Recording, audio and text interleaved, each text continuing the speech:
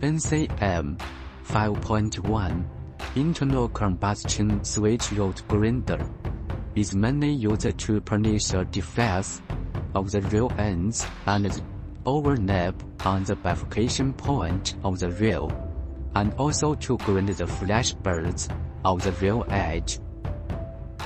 The machine can also meet the templated bifurcation orbit operation conditions, in addition to ordinary switch rod grinding operations. The grinding device can be adjusted freely in 5 directions, following axis X, axis Y, axis Z to move, and axis X and axis Y to turn, which can grind different kinds of inclination of rail surface.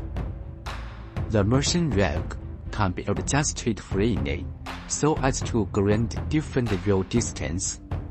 The grinding wheels, feeding and swinging, can be adjusted freely.